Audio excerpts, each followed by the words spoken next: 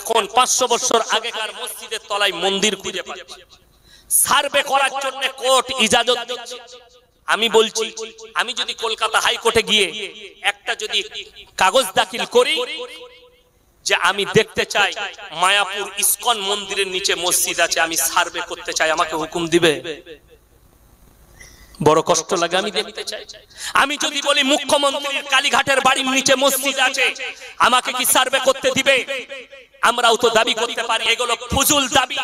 আর ভারতে এক শ্রেণীর উস্কানি দিচ্ছে, আর এর পেছনে আরএসএস এর একটা বড় অংশ হাত রেখেছে যে উস্কানি দাও আর এই ভারতের মধ্যে হিন্দু মুসলিম দাঙ্গা লাগাও।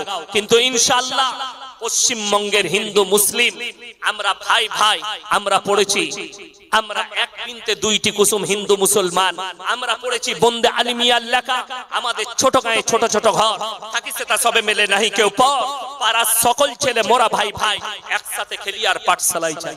বিশ্বাস করবেন না, আমি যখন স্কুলে পড়ি আমার একজন এক টেবিলের ক্লাস ফ্রেন্ড আছে, তার নাম হচ্ছে সুনীল দাস। কি বললাম? সুনীল দাস এখন ফুচকা বিক্রি করে, মাদ্রাসাটা পেরিয়ে রোডের সাইডে। আমি যখন বাড়ি থেকে আসি, বিকাল বেলায় জলসায় বের হয়, হেঁটে আসি, তখন আমাকে কি বলে জানেন? হুজুর একটা বিসমিল্লাহ করে যান। বন্ধুত্ব আছে, মহব্বত আছে। করোনার সময় 400 ফ্যামিলির কাছে খাবার পৌঁছেছিলাম আমার গ্রামে। আমি সর্বপ্রথম লিস্ট যাদের করেছি ওই দাস এবং বাগদিদের করেছি, এদের কাছে আগে পৌঁছাও, এরা আমার কাছে সংখ্যালঘু। এটা ইসলাম।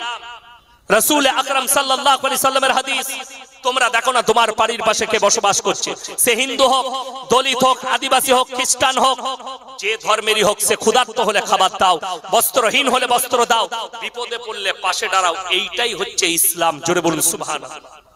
আজকে আমরা শান্তির সঙ্গে বসবাস করছি, কেউ এসে আপনার আমার কাছে অশান্তি লাগাবার চেষ্টা করছে। বেলডাঙ্গার মানুষকে বলবো, মুর্শিদাবাদের মানুষ সবর আর ধৈর্য ধারণ করুন। আল্লাহর নামে যে গালি দিয়েছে, কোর্ট যদি বিচার করতে না পারে, পুলিশ প্রশাসন যদি বিচার করতে না পারে, আল্লাহর কসম আমার আল্লাহর বিচারের দেরি বেশিক্ষণ।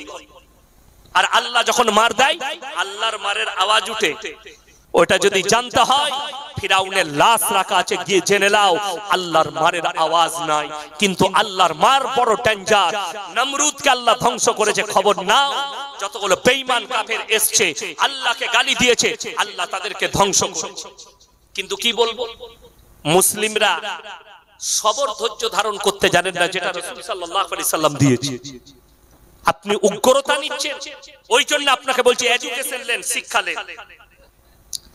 বাংলাদেশে আইনজীবী সাইফুল ইসলাম আলিফকে হত্যার ব্যাপারে কিছু বলেন। কে হত্যা করেছে আমি জানি না, তবে যেই হত্যা করুক শুনেলেন, কোন মুসলমান যদি কোন হিন্দুকে হত্যা করে, কোন হিন্দু যদি কোন মুসলমানকে হত্যা করে, কোরআনে আছে কেউ যদি বিনা কারণে একটা মানুষকে হত্যা করলো, সে গোটা মানব সমাজকে হত্যা করলো। কেউ যদি কোনো কারণে একটা মানুষকে বাঁচালো, সে যাকে বাঁচাক, হিন্দু হোক, দলিত হোক, আদিবাসী হোক, তাকে যদি বিপদ থেকে বাঁচান, মৃত্যু থেকে বাঁচান, গোটা মানব সমাজকে বাঁচানো। এটা আল্লাহর দ্বীন। আপনাকে বলছি, যারা হত্যা করেছে তাদের বিচার আল্লাহ করবেন, দুনিয়াতে কেউ না করতে পারে। আর একটা প্রশ্ন আছে হুজুর, আমার প্রশ্ন, পীরের হাতে বায়াত না হলে আল্লাহকে পাওয়া যাবে না? কোরআন ও হাদিস থেকে সঠিকটা বলুন। দেখুন, আমাকে বীরভূম থেকে একটা ছেলে প্রশ্ন করেছিল যে তুমি গাছে কি দিয়ে চাপো? আমি বললাম ভাই ডাল ধরেই চাপি। গাছে চাপলে কি ধরে চাপতে হয়? কথা বলে না, ডাল ধরে। তো আমাকে বললো আপনি গাছে চাপলে যেমন ডাল ধরে চাপেন, তাহলে আল্লাহকে পেতে গেলেও পীর না ধরলে আল্লাহকে পাওয়া যাবে না। তাকে আমি বললাম ভাই আমি যদি ডাব গাছে চাপি তা কি ধরবো বল? কথাটা বুঝতে পেরেছেন না পারেন?